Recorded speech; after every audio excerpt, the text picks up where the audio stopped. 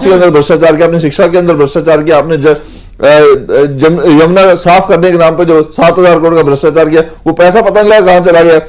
ठीक है, तो ये जितना पैसा अपने एड पे खर्च करते हैं, अपने आप को चमकाने में खर्च करते हैं, उतना अगर देश की जनता के कल्याण में खर्च करते हैं तो शायद आज परिस्थिति कुछ चेंज होती। बिल्कुल। डॉक्टर गुलरेज जी, आप पार्टी ने कहा कि उन्होंने बेहतर काम किए, जनता ने पसंद किया और बीजेपी को ये देखा नहीं गया। ये भी कहना है कि जो जो उनके दायरे में आते उन्होंने बेहतर काम किए, लेकिन जहां पर केंद्र का कहीं भी हाथ होता है वहां पर काम जरूर बिगड़ता है और नाम आप पार्टी के ऊपर आ जाता है। हालांकि केंद्र के अंडर में जितने भी डिपार्टमेंट हैं वहां पर काम नहीं होते, ये भी दावा किया जाता है। और अरविंद केजरीवाल खुले मंच से ये कहते हुए नजर आ रहे हैं कि आम आदमी पार्टी को, दिल्ली की सरकार को केंद्र सरकार काम नहीं करने देती है, जनता विरोधी पार्टी है ये। देखिए, वो जो कह रहे हैं ना, ट्विस्ट करके कह रहे हैं, असलियत ये है कि आम आदमी पार्टी को और उस समय की दिल्ली की सरकार को केंद्र सरकार और एलजी साहब भ्रष्टाचार नहीं करने देते थे। काम तो करने दे रहे थे लेकिन चोट्टे नहीं करने दे रहे थे, पैसा नहीं खाने दे रहे थे, शराब के धंधे नहीं करने दे रहे थे, जल बोर्ड में जिस प्रकार की अनियमितताएं थी वो नहीं करने दे रहे थे। बार बार इनको प्रेस करते थे कि पॉल्यूशन के इश्यूज को टेकल करो, यमुना के जो इश्यूज है उनको टेकल करो। वो सब जो चीजें थी ना जो नहीं कर रहे थे उस पर कहते थे और भ्रष्टाचार रोकते थे। और आम आदमी पार्टी की बातों को और अरविंद केजरीवाल की झूठ को तो आज दिल्ली की जनता ने सरासर नकार दिया। अब तो ये मुंह दिखाने के लायक नहीं है। मुझे लगता है कि शाम तक तो स्थिति ये बन जाएगी मैडम कि बुरी तरह से क्रश डाउन हो जाएंगे ये लोग, धराशाही हो जाएंगे, भड़बड़ा के गिरने वाली आम आदमी पार्टी।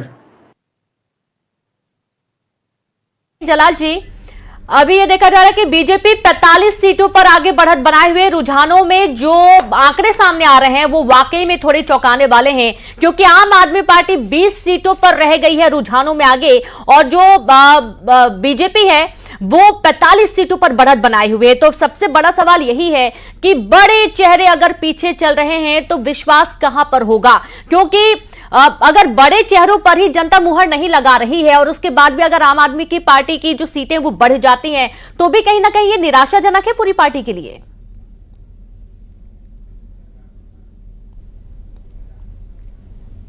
प्लानिंग के तहत शुरू से किया गया। नई दिल्ली विधानसभा में हमने देखा किस तरीके से बहुत सारे वोट काटे गए और एक माहौल बनाया जा रहा है दिल्ली के अंदर।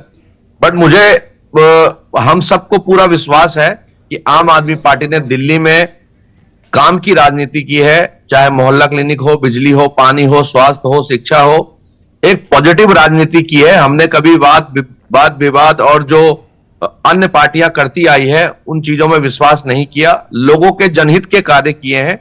और मुझे लगता है कि दिल्ली की जनता बहुत समझदार है।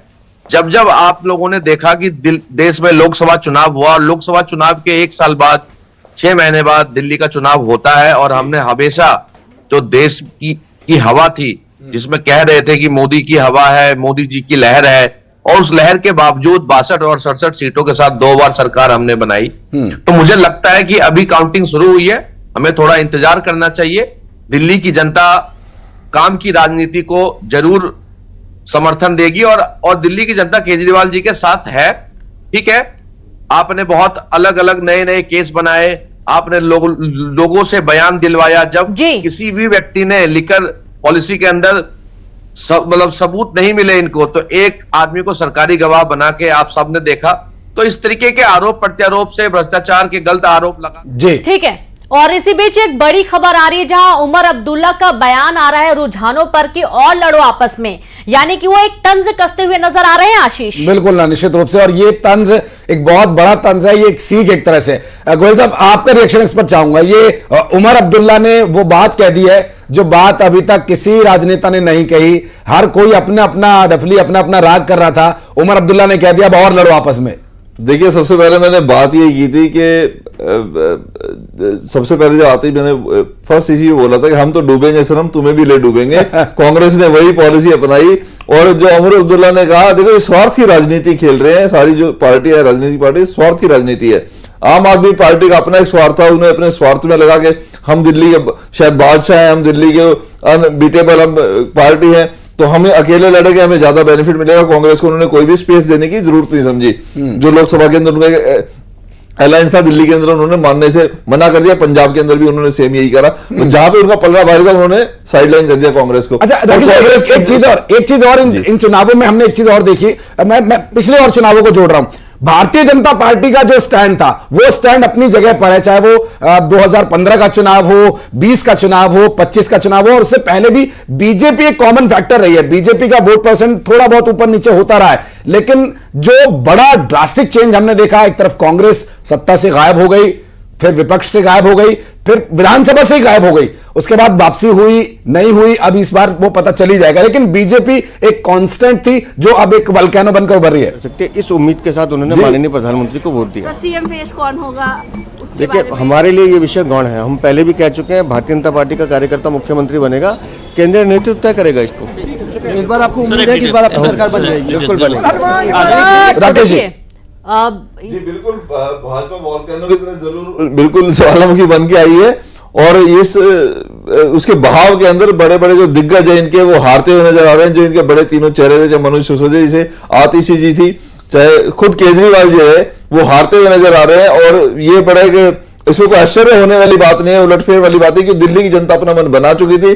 पहले से इस बात के कयास लगाए जा रहे थे कि ये हारेंगे, भाजपा की वापसी दिल्ली के अंदर होगी, भाजपा सरकार बनाएगी, और एक गुड गवर्नर जो मोदी जी का जो था, डबल इंजन सरकार, वो शायद दिल्ली को जो प्रगति मिलनी चाहिए थी, जिसके लिए दिल्ली डिजर्व करती है, जो आज तक नहीं मिली, वो शायद हम आने वाले टाइम में देखें कितनी तरक्की दिल्ली करेगी हर क्षेत्र के अंदर, चाहे शिक्षा है, चाहे स्वास्थ्य है, चाहे रोजगार है, चाहे इंफ्रास्ट्रक्चर है। और ये विकास हम देखने जा रहे हैं। और जिस तरीके अगर भाजपा का, मुझे लगता है कि ये 25-27 साल का जो वनवास खत्म हुआ है, आने वाले 25 साल भाजपा ही दिल्ली के ऊपर शासन करने वनवास के बाद राज्याभिषेक होता ही है। लेकिन आप ये जान जाइए कि 27 साल का वनवास यहां पर बीजेपी का खत्म होगा, और इस बार दिल्ली में ईवीएम मशीन एक बार फिर से बदनाम हो जाएगी। बिल्कुल रीनू, और वनवास के बाद जैसा कह रहे गोयल साहब, वनवास के बाद तो फिर राज्याभिषेक की बारी होती है।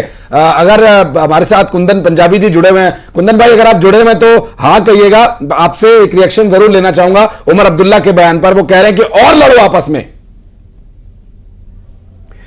देखिए, उमर अब्दुल्ला जी ने जो कहा है कि और लड़ो आपस में, अब किसके संदर्भ में कहा है ये तो मैं नहीं समझ पाया। ये इंडिया गठबंधन के संदर्भ में, जहां तक मैं समझ पाया, उनका ये अगर ये कहना है कि और लड़ो आपस में, तो कांग्रेस पार्टी का स्टैंड शुरू से साफ था कि दिल्ली के अंदर हम अकेले चुनाव लड़ेंगे, और जो भी हमारा गठबंधन था वो लोकसभा चुनाव के लिए था, विधानसभा चुनाव के लिए कभी था ही नहीं। हमने किसी प्रदेश के अंदर किसी भी दल के साथ में चुनाव लड़ने की कोशिश ही नहीं की। तो दिल्ली के अंदर ये कैसा संभव था? हाँ। ये इनको समझना चाहिए उमर अब्दुल्ला जी को। उमर अब्दुल्ला जी भी हमारे अलायंस के अंदर, लोकसभा के अलायंस के अंदर हमारे साथ में रहे हैं। हाँ। और उनका बयान मतलब जो है मुझे, मेरी समझ से परे है। कांग्रेस पार्टी ने शुरू से ही अपना स्टैंड साफ रखा था। हाँ। और इस बारे में उनको अगर ये ऐसा लगता है तो वो हो सकता है